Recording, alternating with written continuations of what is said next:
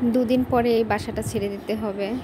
তো এই বাসাটার প্রতি একটা মায়া, যার কারণে আজকে এই ভিডিওটি করা। এখানেই থাকি, এটাই আমার বাসা। আপনাদের এখন আমার মায়ার জায়গাটা দেখাবো, কেন এই বাসাটা ছেড়ে যেতে ইচ্ছা করতেছে না। যেহেতু চাকরি করি, সময় সুযোগ বুঝে আমাদের বাসা মাঝে মাঝে চেঞ্জ করতে হয়, এটা কোনো ব্যাপার না। কিন্তু এখানে ব্যাপারটা হচ্ছে অন্যরকম। এই যে এটা হচ্ছে আমার কিচেন রুম, এখানে রান্না করি। তো রান্নাঘর থেকে জানালা দিয়ে তাকালে এই মাধবীলতা গাছটা দেখা যায়। এটা এই মায়া মাধবীলতা ফুলগুলো অনেক সুন্দর ফুটছে। এখানে যখন প্রথম আসছি তখন গাছটা অনেক ছোট ছিল, এখন গাছটা অনেক বড় হয়েছে, আস্তে আস্তে ফুলও দিচ্ছে। গাছটার ডালপালা কিছুদিন আগে একদম জানালার ভিতরে চলে আসছিল, আমি বাইরে করে দিছি। আর হচ্ছে যে যখন রান্নাঘরে যাই, এই ফুল থেকে এমন সুন্দর একটা ঘ্রাণ আসে, আসলে এই ঘ্রাণটা আমাকে মুগ্ধ করে। আর এই যে মাধবীলতা গাছটা, এটা একদম পুরা 3 তলা পর্যন্ত চলে গেছে, মানে ছাদ পর্যন্ত চলে গেছে। বিশেষ করে গাছটা আমার বেলকনি থেকে একদম আমার রুম পর্যন্ত চলে আসছিল। পরে আমি ওই ডালপালাগুলো কেটে দিছি। আপনাদের এখন দেখাবো যে আমার বেলকনির দরজাটা খুললে পরে, বারান্দায় গেলে পরে কেমন লাগে দৃশ্যটা দেখতে। আর ঘ্রাণ সাথে সুঘ্রাণ তো আছেই।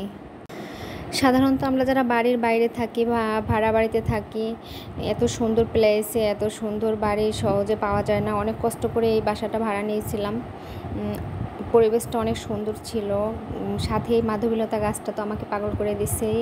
আর আমি ছোটোবেলা থেকে গাছ, ফুল গাছ, তারপরে অন্য অন্য গাছপালা, ফল গাছ, এগুলো আমি খুব পছন্দ করি। আমার সবসময় শখ যে আমার একটা ছাদ বাগান থাকবে, আমার যেখানে থাকবো সেখানে একটা বেলকনি বাগান থাকবে। আমি যেখানে বাসা ভাড়া নিই না কেন, আমার বেলকনি না থাকলে চলবে না, বেলকনি আমার থাকতেই হবে। ছোট ছোট গাছ লাগাবো, এটাই তো।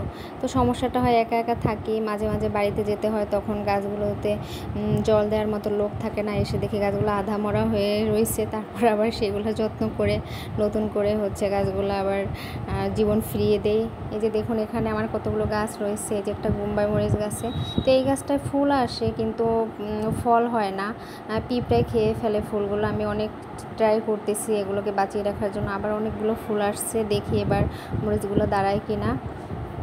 এই গোলাপ গাছটা আবার কলে আসছে, এটা বাইরের একটা গাছ, আমি ভালো নাম জানি না, তবে এই গাছটাতে 4টা কালারের ফুল ফোটে। ফুলটা অনেক সুন্দর হয়, এর আগেও আমি ভিডিও দিয়েছি, অনেকগুলো ফুল ফুটছিল। আর এই যে আমার বিশ্ববিখ্যাত মরিচ গাছ, এত বড় হয়েছে মরিচ গাছটা, ফুল আসে প্রচুর পরিমাণে। এবার দেখি ফল দাঁড়ায় কিনা, আগের বার তো দাঁড়ায়নি। আর এটা হচ্ছে অ্যালোভেরা গাছ, অ্যালোভেরা গাছ। আর এই যে অপরাজিতা গাছ, এটা হচ্ছে আমার খুব পছন্দের। আমি বীজ থেকে চারাগুলো বানিয়েছি, অনেকগুলো চারা হয়েছে, ওগুলো আপনাদের দেখানো হয় না। তো ভিডিওটি কেমন লাগলো সবাই জানাবেন। টাটা, বাই বাই, ভালো থাকবেন, সুস্থ থাকবেন, শরীরে